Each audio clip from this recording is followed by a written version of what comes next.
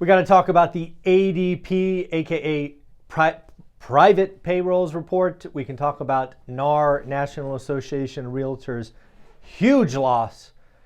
We can also talk about Shelby Church quitting AirBnB and what does it all mean for real estate, the economy, and the like. Folks, let's get into it. It is November 1st. November 1st, folks, we have 2 months left in the year. We've got Thanksgiving and holidays and Christmas and New Year's and all of that stuff ahead of us. I hope you have an amazing finish to the year. Remember, if you want to get started with real estate investing, get a buy box, look at it every day, track it, grow your network, all the things that we talk about here. If you want some help with that, buy the course, How to Get Started One Rental at a Time. It is $3.99. Like every year, it will go up January 1st. So again, this is your first warning to get it now before the prices go up. So let's talk about ADP. First, let's acknowledge that the ADP report, private payrolls, has been all over the map. I believe the last 5 or 6 months, the ADP report has been off a statistically relevant amount 4 out of 5 months. I can only recall 1 month where the ADP report gave us kind of a color of what the labor report will be on Friday. So again, let's take this one with a huge, gigantic grain of salt because last month, if you don't remember, we were surprised. Okay, so what happened?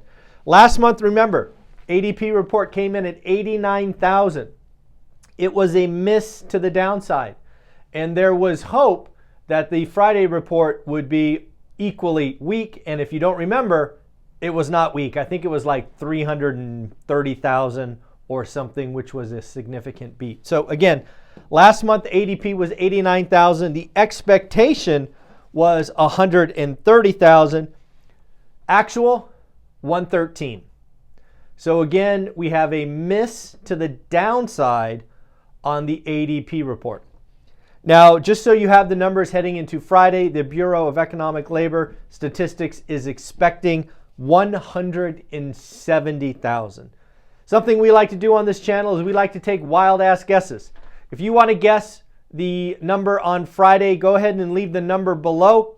And if you get it, I'll order you a Nailed It t-shirt just to have some fun with you all. Leave some guesses below. Let me know what you think. Anybody gets it right, we'll get you a t-shirt. Just so you know, the first one to get it right. Okay, first one to get it right. All right, so that's going on with that. How about Shelby Church? I will admit, while Shelby Church has 1.8 million subscribers on YouTube, I had not heard of her channel until Graham Stephan did a reaction video yesterday. And it appears Shelby Church is quitting Airbnb. What I really took from that video is folks are going to do math. There is a lot of talk about the Airbnb bust and the Airbnb holders having to become forced sellers. Now, it is probably fair to say, given that Shelby Church is in Palm Springs, based on the video, that her long-term month-to-month rental may not be statistically relevant for the rest of the country. In the end, Shelby Church is going to make more money, more to the bottom line as a long-term buy and hold landlord. There was always this rush to Airbnb because of the top line income. Well, you're in the hospitality business. There's a lot more expenses. There's a lot more hassle, and frankly, a lot more stress. I think there will be lots of Airbnb hosts who have properties that aren't performing that go midterm, 30 days or longer, or flip to long term. I do not see fire sales of Airbnb properties, at least yet. That said, if you are in a market perhaps like Dollywood or Lake Havasu or Big Bear, where there was just a flood of buyers and everything went Airbnb, that could be a problem, right? You may have very small micro markets where there is some true pain and some great deals to be had. But it's, at least in 2024, in 2023, obviously. I do not see Airbnb forced sellers at a scale that would impact the median price for the country. It will be at the margins. It may impact a couple of micro markets, but there will be a lot of investors who do the math like Shelby Church and go, hey, yeah, maybe my top line revenue is not as high, but if I remove all of these expenses and taxes and fees and cleaners and blah, blah, blah, blah, blah, I'll actually make more money on the bottom line. So folks, if you haven't seen that video, Graham Stephan yesterday reacting to a Shelby Church interview, what again I'm taking is there's a lot of people doing the math now, and if they've seen their short-term rental fall off, they have options. That is the key to this conversation. 3 years of real estate pain. Kevin O'Leary. Kevin O'Leary is out talking about the real estate collapse will lead to chaos. Now, if you don't know, when I talk about Kevin O'Leary, he is talking about commercial real estate, right? When I talk housing market, that is single family homes. When I talk real estate, that is the big bucket, and in this case, it is commercial real estate. And Kevin O'Leary kind of outlines exactly what hopefully you and I have been talking about the last 6 months or so. Values are collapsing. Owners are being forced to refi with values less than the debt, aka cash in refi, aka forced sell, aka extend and pretend. There really are only 3 options. Unfortunately, a lot of this debt is held at the commercial real estate sector of banking. Given that these banks must refi, can't refi, we are going to see regional banks' pain grow over the next 36 months, the next 3 years. You have heard me guess, estimate, predict that I thought the pain would be 18 months. I am now starting to see it like Kevin, that it could extend for 3 years. The commercial pain out there is real. Values got overinflated. Expenses are rising. Rents are down. It's a complete mess. So we're going to have cash in refis, forced sales, or extend and pretend in various percentages across the country. And the real pain is regional banks aren't making new loans. We have yet to see the impact of that. I think we are going to see that impact first in one of 2 areas. One, we are going to see a lot of small and medium-sized businesses go out of business or become acquisition candidates, because they used to be the engine of lending at regional banks.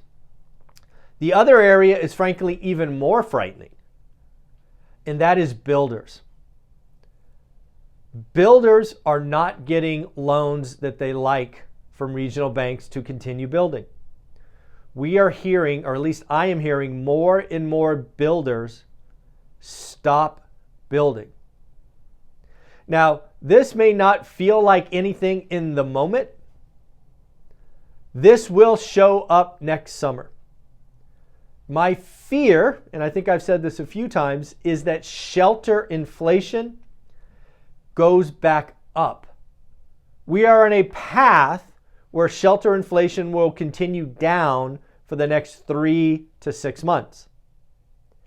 My fear is we're going to have low inventory of existing home sales and less new homes, and we'll have lower rates, and bingo bango, shelter inflation reignites.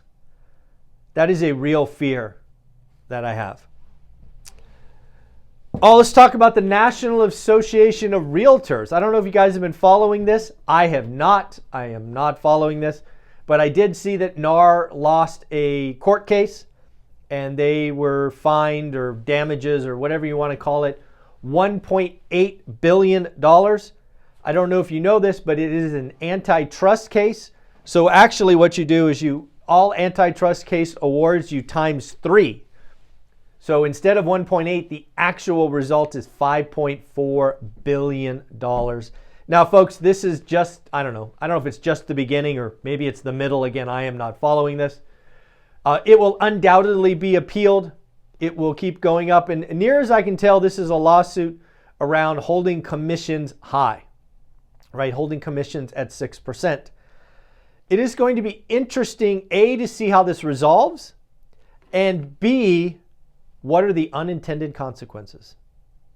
I don't know what they're going to be, but I can guarantee you there will be some unintended consequences. What happens to selling houses if the MLS goes away? What happens if what happens if buyers have to pay commission versus the sellers? Because again, if I don't know where this goes, but part of me is thinking the seller pays whatever they pay, 2-3%. But what if all of us as buyers, we have to come to the table with 2 or 3% also? What does that do to housing affordability? What does that do for first-time home buyers?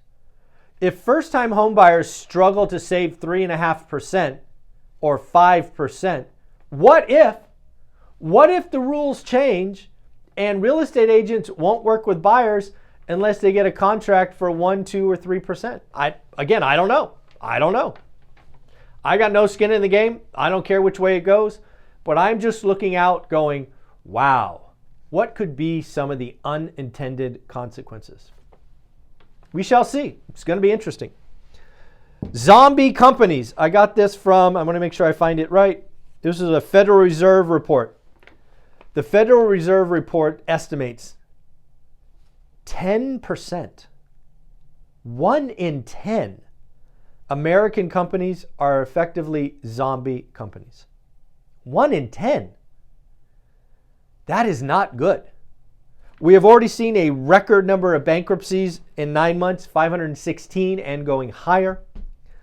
This is absolutely a result of higher for longer. We will see more of this. We could see a lot more of this.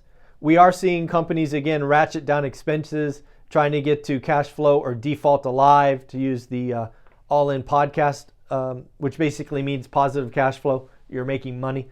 But again, there's a lot of pain to be coming, both in real estate, commercial, and the small and medium-sized businesses.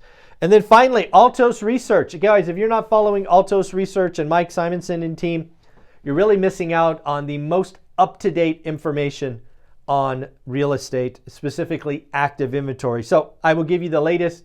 I think this was from Monday. Active inventory is up 1.5% to 562,000. This is unusual. Usually, a normal market, and nobody thinks we have a normal market, but a normal market peaks in August.